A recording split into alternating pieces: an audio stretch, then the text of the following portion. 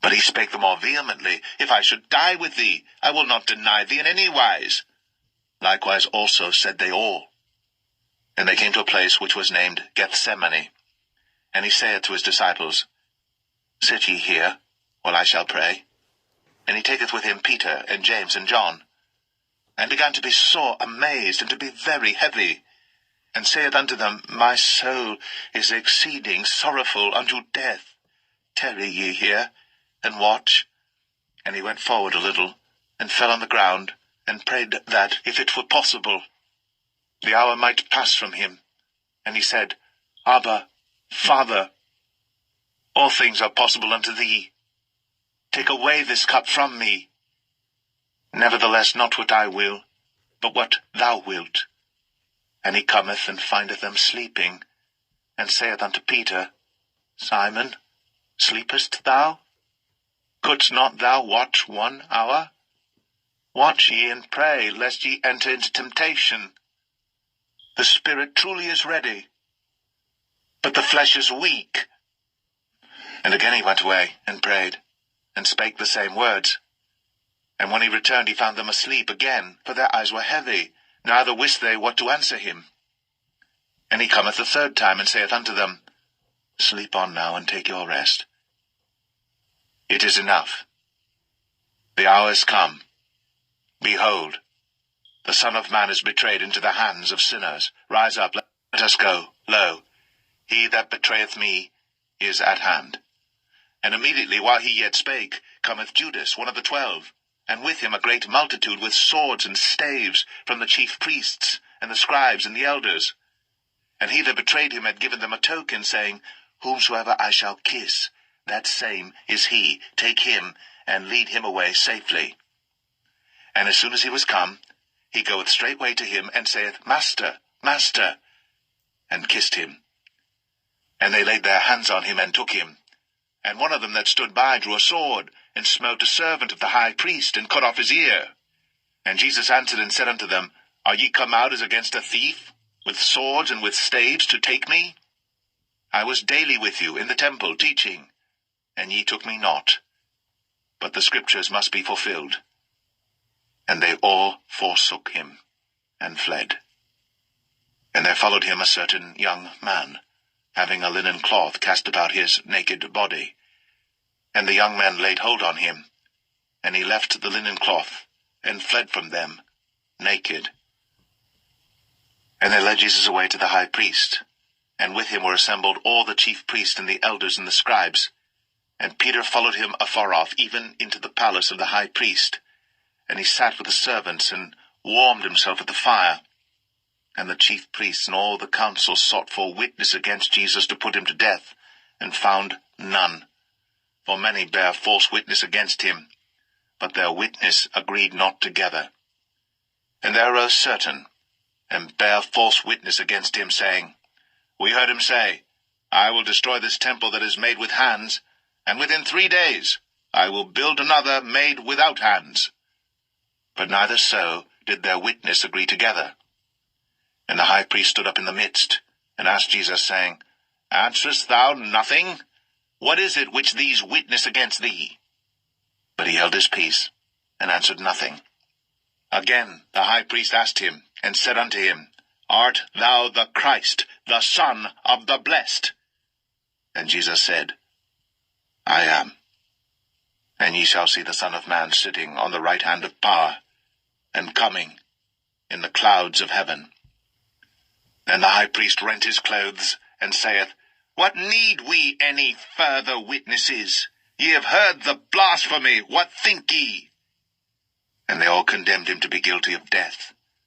And some began to spit on him, and to cover his face, and to buffet him, and to say unto him, Prophesy! And the servants did strike him with the palms of their hands. And as Peter was beneath in the palace, there cometh one of the maids of the high priest. And when she saw Peter warming himself, she looked upon him, and said, And thou also wast with Jesus of Nazareth. But he denied, saying, I know not, neither understand I what thou sayest. And he went out into the porch, and the cock crew. And a maid saw him again, and began to say to them that stood by, This is one of them. And he denied it again. And a little after, they that stood by said again to Peter, Surely thou art one of them, for thou art a Galilean, and thy speech agreeth thereto.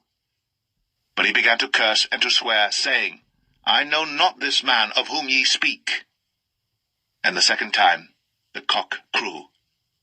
And Peter called to mind the word that Jesus said unto him, Before the cock crow twice, thou shalt deny me thrice. And when he thought thereon, he wept.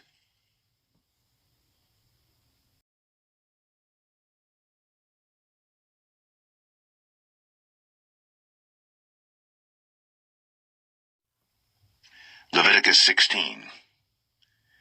And the Lord spake unto Moses after the death of the two sons of Aaron, when they offered before the Lord and died. And the Lord said unto Moses, Speak unto Aaron thy brother, that he come not at all times into the holy place within the veil before the mercy seat, which is upon the ark, that he die not. For I will appear in the cloud upon the mercy seat. Thus shall Aaron come into the holy place with a young bullock for a sin offering, and a ram for a burnt offering. He shall put on the holy linen coat, and he shall have linen breeches upon his flesh, and shall be girded with a linen girdle, and with the linen mitre shall he be attired. These are holy garments. Therefore shall he wash his flesh in water, and so put them on. And he shall take of the congregation of the children of Israel 2 kids of the goats for a sin offering, and 1 ram for a burnt offering. And Aaron shall offer his bullock of the sin offering which is for himself, and make an atonement for himself, and for his house. And he shall take the 2 goats and present them before the Lord at the door of the tabernacle of the congregation. And Aaron shall cast lots upon the 2 goats, 1 lot for the Lord, and the other lot for the scapegoat. And Aaron shall bring the goat upon which the Lord's lot fell, and offer him for a sin offering. But the goat on which the lot fell to be the scapegoat shall be presented alive before the Lord to make an atonement with him, and to let him go for a scapegoat into the wilderness. And Aaron shall bring the bullock of the sin offering which is for himself, and shall make an atonement for himself, and for his house, and shall kill the bullock of the sin offering which is for himself.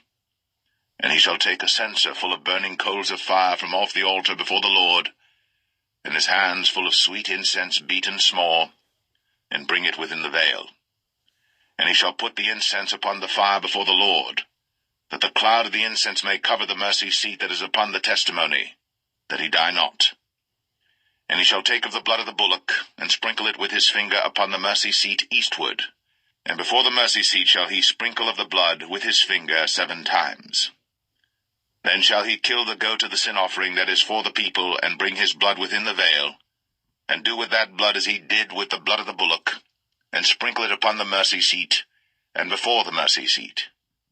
And he shall make an atonement for the holy place, because of the uncleanness of the children of Israel, and because of their transgressions and all their sins. And so shall he do for the tabernacle of the congregation that remaineth among them in the midst of their uncleanness.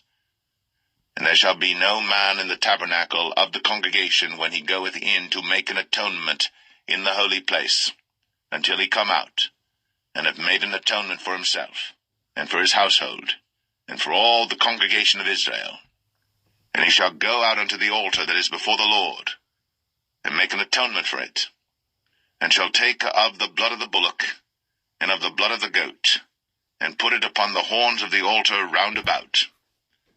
And he shall sprinkle of the blood upon it with his finger 7 times, and cleanse it, and hallow it from the uncleanness of the children of Israel. And when he hath made an end of reconciling the holy place, and the tabernacle of the congregation, and the altar, he shall bring the live goat. And Aaron shall lay both his hands upon the head of the live goat, and confess over him all the iniquities of the children of Israel, and all their transgressions and all their sins, putting them upon the head of the goat, and shall send him away by the hand of a fit man into the wilderness. And the goat shall bear upon him all their iniquities unto a land not inhabited.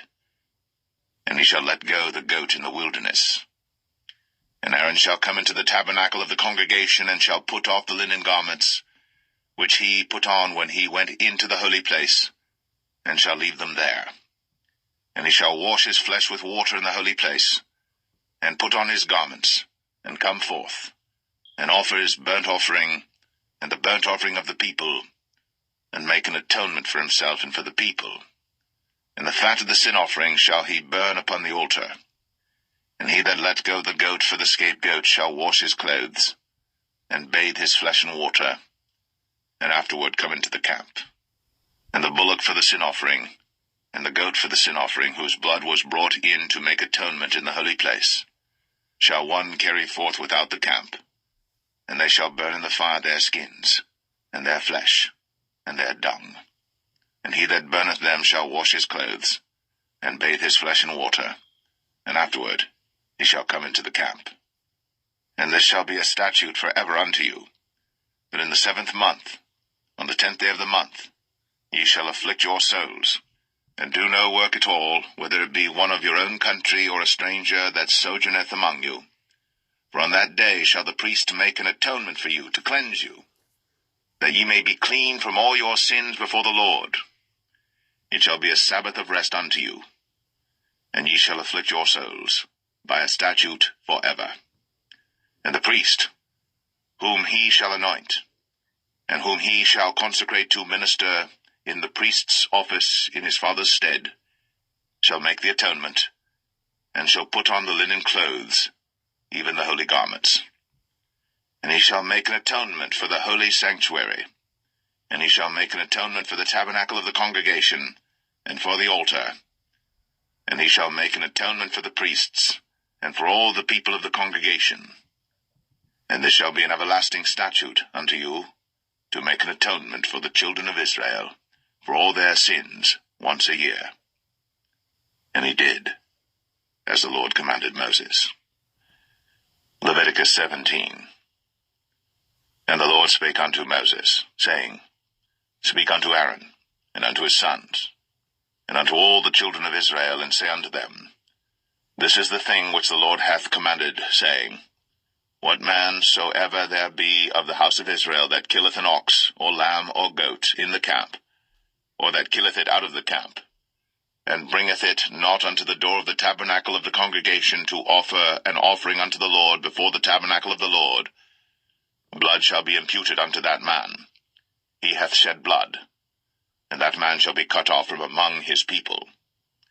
To the end that the children of Israel may bring their sacrifices which they offer in the open field, even that they may bring them unto the Lord, unto the door of the tabernacle of the congregation, unto the priest, and offer them for peace offerings unto the Lord. And the priest shall sprinkle the blood upon the altar of the Lord at the door of the tabernacle of the congregation, and burn the fat for a sweet savour unto the Lord. And they shall no more offer their sacrifices unto devils, after whom they have gone a-whoring. This shall be a statute for ever unto them throughout their generations.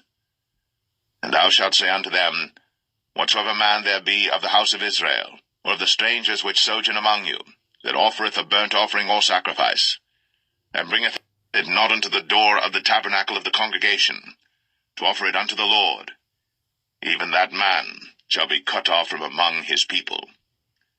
And whatsoever man there be of the house of Israel, or of the strangers that sojourn among you, that eateth any manner of blood, I will even set my face against that soul that eateth blood, and will cut him off from among his people. For the life of the flesh is in the blood, and I have given it to you upon the altar to make an atonement for your souls. For it is the blood that maketh an atonement for the soul. Therefore I said unto the children of Israel, No soul of you shall eat blood, neither shall any stranger that sojourneth among you eat blood. And whatsoever man there be of the children of Israel, or of the strangers that sojourn among you, which hunteth and catcheth any beast or fowl that may be eaten, he shall even pour out the blood thereof, and cover it with dust. For it is the life of all flesh, the blood of it is for the life thereof. Therefore I said unto the children of Israel, Ye shall eat the blood of no manner of flesh, for the life of all flesh is the blood thereof. Whosoever eateth it shall be cut off. and every soul that eateth that which died of itself, or that which was torn with beasts, whether it be one of your own country or a stranger, he shall both wash his clothes, and bathe himself in water, and be unclean until the even. Then shall he be clean. But if he wash them not, nor bathe his flesh, then he shall bear his iniquity. Leviticus 18. And the Lord spake unto Moses, saying, Speak unto the children of Israel, and say unto them, I am the Lord your God. After the doings of the land of Egypt, wherein ye dwelt, shall ye not do, and after the doings of the land of Canaan, whither I bring you, shall ye not do, neither shall ye walk in their ordinances. Ye shall do my judgments, and keep mine ordinances, to walk therein. I am the Lord your God. Ye shall therefore keep my statutes, and my judgments, which if a man do, he shall live in them. I am the Lord. None of you shall approach to any that is near of kin to him, to uncover their nakedness. I am the Lord. The nakedness of thy father, or the nakedness of thy mother, shalt thou not uncover. She is thy mother, thou shalt not uncover her nakedness. The nakedness of thy father's wife shalt thou not uncover. It is thy father's nakedness. The nakedness of thy sister, the daughter of thy father, or daughter of thy mother, whether she be born at home, or born abroad, even their nakedness thou shalt not uncover. The nakedness of thy son's daughter, or of thy daughter's daughter, even their nakedness thou shalt not uncover. For theirs is thine own nakedness. The nakedness of thy father's wife's daughter, begotten of thy father, she is thy sister. Thou shalt not uncover her nakedness. Thou shalt not uncover the nakedness of thy father's sister. She is thy father's near kinswoman. Thou shalt not uncover the nakedness of thy mother's sister, for she is thy mother's near kinswoman. Thou shalt not uncover the nakedness of thy father's brother. Thou shalt not approach to his wife. She is thine aunt. Thou shalt not uncover the nakedness of thy daughter-in-law. She is thy son's wife. Thou shalt not uncover her nakedness. Thou shalt not uncover the nakedness of thy brother's wife. It is thy brother's nakedness. Thou shalt not uncover the nakedness of a woman and her daughter, neither shalt thou take her son's daughter, or her daughter's daughter, to uncover her nakedness, for they are her near kinswoman. It is wickedness. Neither shalt thou take a wife to her sister, to vex her, to uncover her nakedness, beside the other in her lifetime.